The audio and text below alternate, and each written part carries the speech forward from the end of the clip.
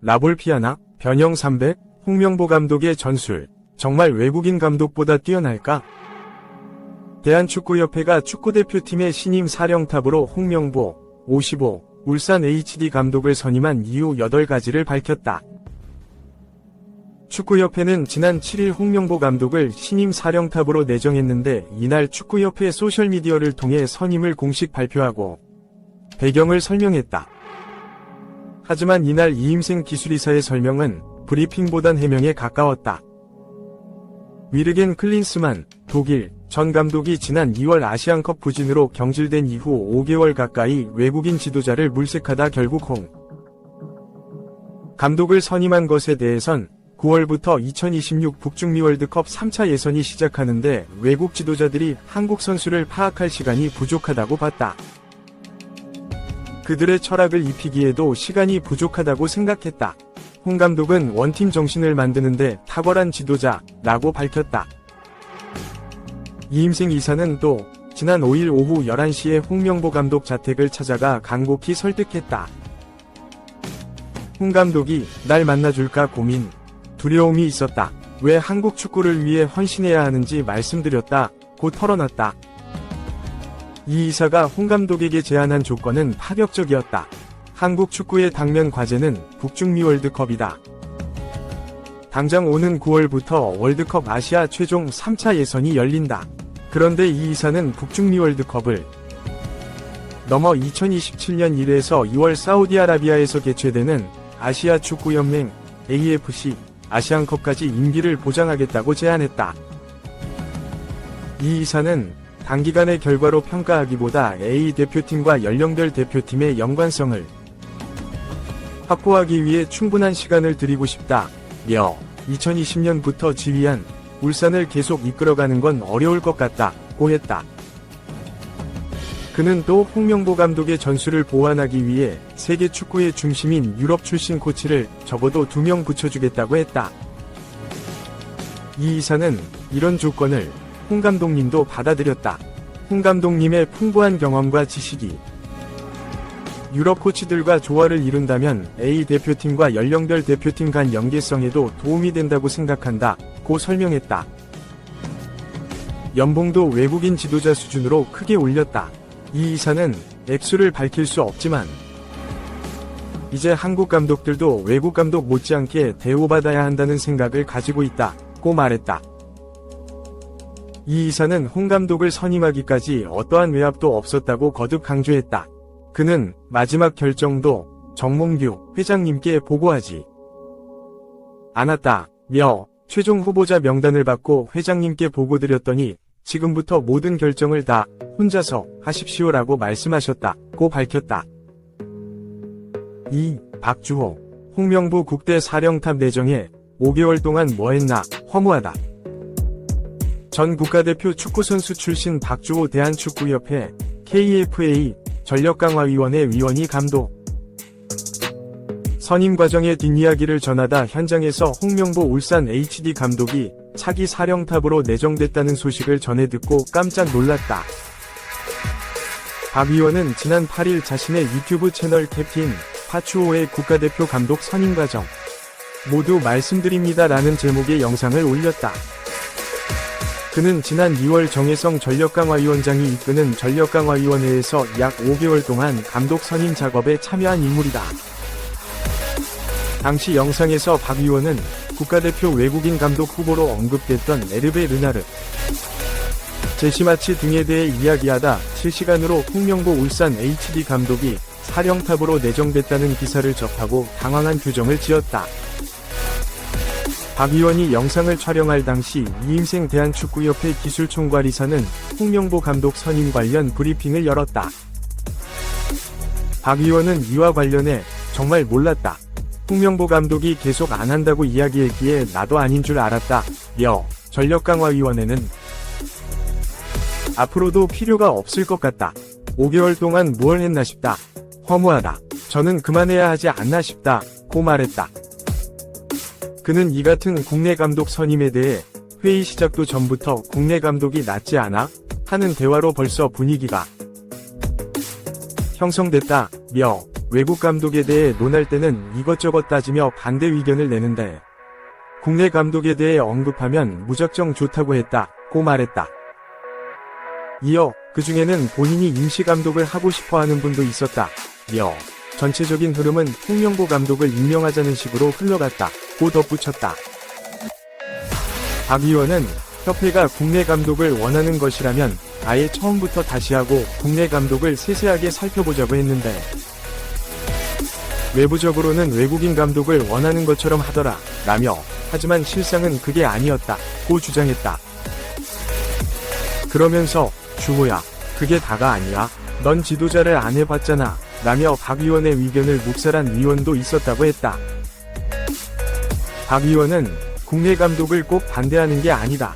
하지만 방향성이 맞고 이유가 있어야 하는데 그런 게 전혀 없었다며 아쉬움을 나타내기도 했다. 3. 공식 발표. 박주호 폭로에 강한 유감. 축구협회 자의적 시각으로 왜곡. 규정 검토에 필요한 대응 진행. 대한축구협회 KFA가 박주호 국가대표 전력 강화위원회 폭로에 대해 강한 유감을 표명했다.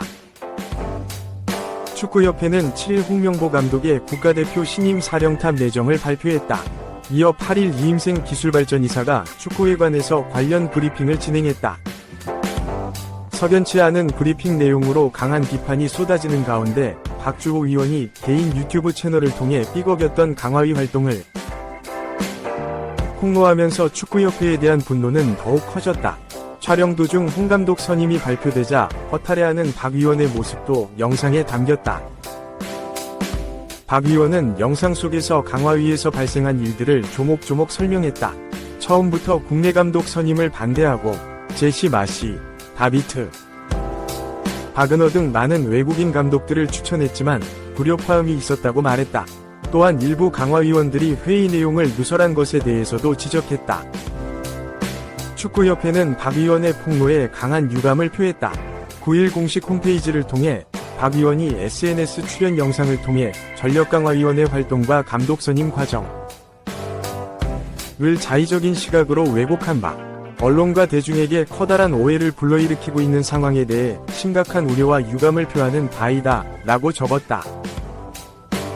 이어 치우친 자기 시각에서 본 이러한 언행이 국가대표 전력강화위원회 자체는 물론 자신을 제외한 많은 위원들의 그간의 노력을 폄훼하고 있어 우선적으로 지난 5개월간 함께 일해온 나머지 전력강화위원들에게도 사과하고 해명할 필요가 있을 것으로 보인다.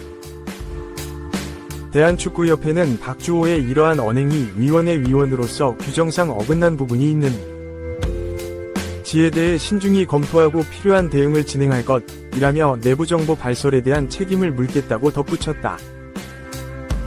대한축구협회는 박주호 국가대표 전력강화위원이 SNS 출연 영상을 통해 전력강화위원회 활동과 감독 선임 과정을 자의적인 시각으로 왜곡한 바, 이것이 언론과 대중에게 커다란 오해를 불러일으키고 있는 상황에 대해 심각한 우려와 유감을 표하는 바입니다. 박주호 위원은 지난 8일 자신이 운영하는 유튜브 채널에 한 축구 해설위원과 함께 출연해 전력강화위원회 활동에 대해 얘기했습니다. 치우친 자기 시각에서 본 이러한 언행이 국가대표 전력강화위원회 자체는 물론 자신을 제외한 많은 위원들의 그간의 노력을 폄훼하고 있어 우선적으로 지난 5개월간 함께 일해온 나머지 전력강화위원들에게도 사과하고 해명할 필요가 있을 것으로 보입니다. 대한축구협회는 박주호의 이러한 언행이 위원회 위원으로서 규정상 어긋난 부분이 있는지에 대해 신중히 검토하고 필요한 대응을 진행할 것입니다.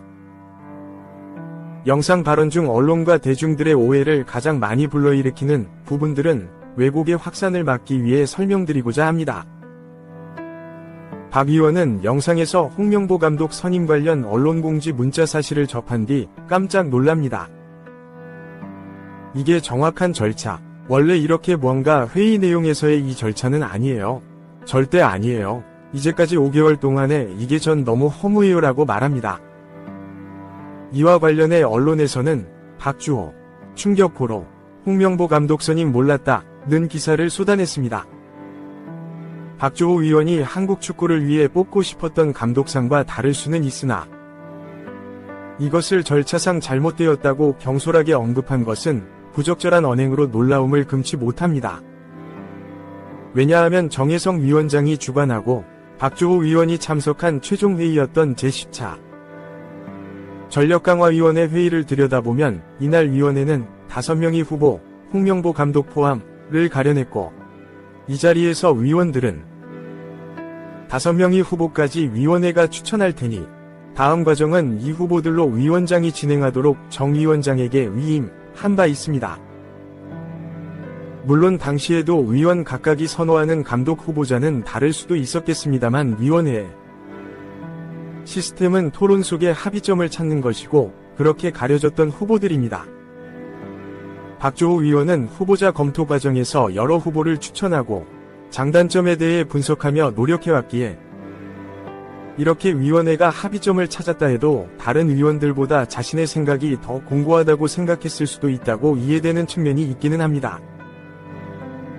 그렇지만 본인이 주관상 홍명보 감독이 될 거라고 결코 예상하지 않았다 하더라고 감독 선임 직후 그 절차 자체를 그렇게 부인하는 발언을 자기 검토 없이 SNS 플랫폼에 그대로 업로드하는 것은 대중과 언론에 엄청난 오해를 불러일으키는 무책임한 행동입니다. 왜냐하면 홍명보 감독은 정혜성 위원장 주관하에 박주호 위원 등 10명의 위원이 활동하던 10차 전력강화위원회 회의 당시 위원들로부터 가장 많은 지지를 받은 후보 중 하나였기 때문입니다. 전력강화위원회는 감독 후보자들을 추천하는 곳이며 이번 감독 선임은 전력강화위가 추천한 최종 후보자들을 검토하여 진행되었다는 말씀을 드립니다. 이 원장의 사의 표명은 위원장이 2명의 외국인 지도자의 해외 면담 일정을 잡고 있는 도중에 일어난 일입니다. 협회에서는 위원회를 재구성하는 것도 검토하였으나 일단 협회 기술총괄인 이임생 이사가 남은 과정을 진행하는 방안을 남은 5명의 위원들에게 물어서 동의를 받았습니다. 또한 최종 후보는 기술총괄 이사가 정하는 것도 박주호 위원을 비롯한 5명의 위원들과 각각 얘기한 것입니다. 박주호 위원은 후보자를 압축하는 과정에도 동참했고 이후의 과정은 이임생 기술이사가 최종 결정한다는 것에 대해서도 전달받고 동의를 했던 위원인데 이건 아니다. 절차가 안 맞는다고 하는 것에 대해 위화할 뿐입니다. 위원으로서 자신이 지지한 바와 다른 결과에 대해 놀라고 낙심할 수는 있으나 결과가 내 예상이나 의도와 다르다고 해서 절차가 아니다라는 것은 위원으로서 바른 언행이 아닐 것입니다.